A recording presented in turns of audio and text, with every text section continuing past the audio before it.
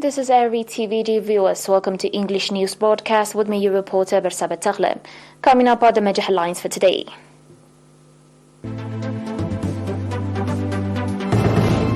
Call made to reduce death rate of mothers and children. Equitable distribution of educational facilities in Foro subzone. Russia orders Estonian ambassador to leave the country.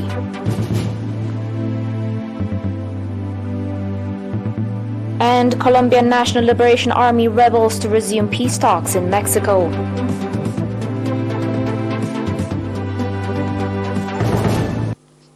On your local reports, Ms. Amina Nur Hussein, Minister of Health, called for reducing death rates of mothers and children to the lowest level.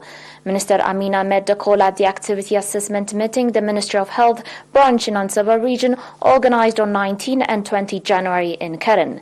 Minister Amina also commended the effort the ministry branch exerted in expanding health service provision to the public and in introducing modern medical equipment at health facilities. Indicating the prevalence of non-communicable diseases is increasing, Dr. Henok Zahaye, Medical Director, said that as a result of the sustainable awareness-raising activities, the number of patients seeking treatment at medical facilities is growing. Dr. Henok also said that commendable effort has been exerted in pre- and postnatal treatment, vaccination programs, controlling of the prevalence of communicable diseases, and eye treatment. Speaking at the concluding event of the meeting, Ambassador Abdullah Musa, Governor of the Ansaba region, expressed readiness of the regional administration to stand alongside the ministry branch in all its endeavors. Mr. Ismail Ali, Head of Educational Office in Foro Subzone, said that equitable distribution of educational facilities have significant contribution in the development of teaching-learning process. At a meeting with public representatives and teachers, Mr. Ismail said that the number of schools in Diod area, that was 2 in 2018, has currently increased to 6, indicating that the number of student school enrollment in general and that of female students in particular is increasing. Mr. Ismail called for strengthened participation of the public and concerned institutions for better outcome. The participants conducted extensive discussion on the report presented and adopted various recommendations, including for the sustainability of awareness-raising activities, establishment of preschools in Girgaro and Dungule, as well as regrouping of villages in Mailakaso and Baknaf, with a view to enable school-age children attend regular education. In Foro Subzone, there are 43 schools, ranging from elementary to high school, providing active educational service. On your last local report, seminar on law was organized in Ginda subzone with a view to develop the understanding of the public and students. At the seminar, Captain Kidana Haile, commander of police station in the subzone, gave briefing on the causes and consequences of crimes and accidents and called on the students, alongside their education, to cooperate with police force in preventing crimes and offences. Captain Kidana also called on parents to conduct regular follow-up on their children and report to the police station in case of observing crimes and accidents being committed in their areas.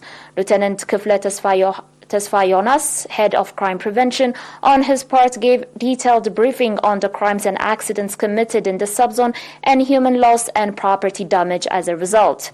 Similar seminar has also been organized to students in Galalo subzone.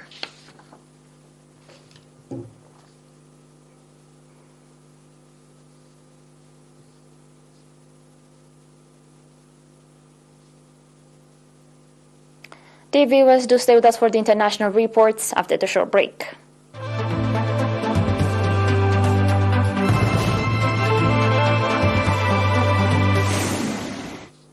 Welcome back. The Estonian ambassador in Russia has been ordered to leave the country by 7 February. The Russian Foreign Ministry released a statement on Monday accusing Estonia of total Russophobia. It is the first ambassador Russia has expelled since invading Ukraine in February last year. Estonia recently ordered the Russian embassy in Tallinn to reduce its diplomats from 17 to 8 by the end of January. Ambassador Margus Laidre has been appointed to the Russian Federation since 2018 and has has previously held the role in the UK and Finland. He was working from the Estonian embassy in Moscow and will now be replaced by a charge d'affaires, which is a diplomat of a lower rank acting in place of an ambassador. The press release added that Leidre was summoned to the ministry on Monday, where he was asked to leave the country. The statement ended by stating that the development of the two countries' relationship now lies with Estonia.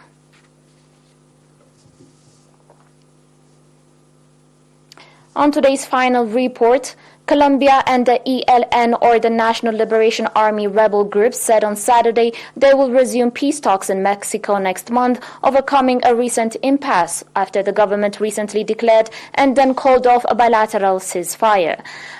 This was the first cycle of talks last year in Caracas to end the guerrillas' part in nearly 6 decades of war. The about-face on the ceasefire came after ELN said it had not agreed to it. The government blamed a misunderstanding of the ELN's position. Both sides held an emergency meeting in Caracas this week and agreed to hold a second round of negotiations on February 13 in Mexico, one of the guarantor nations for the talks, along with Norway, Venezuela, Cuba, and Chile. Colombia and the ELN said they would jointly examine progress in implementing agreements reached during the first cycle of talks and agreed to keep communication channels open even when not at the negotiating table. Pablo Beltran, head of the ELN delegation, said he hopes to advance substantially in the agreement at the next meeting in Mexico.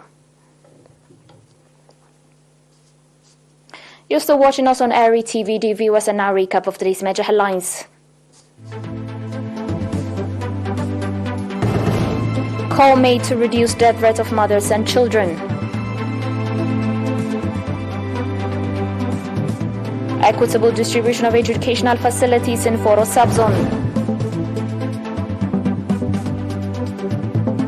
Russia orders Estonian ambassador to leave the country. And Colombia and the National Liberation Army rebels to resume peace talks in Mexico.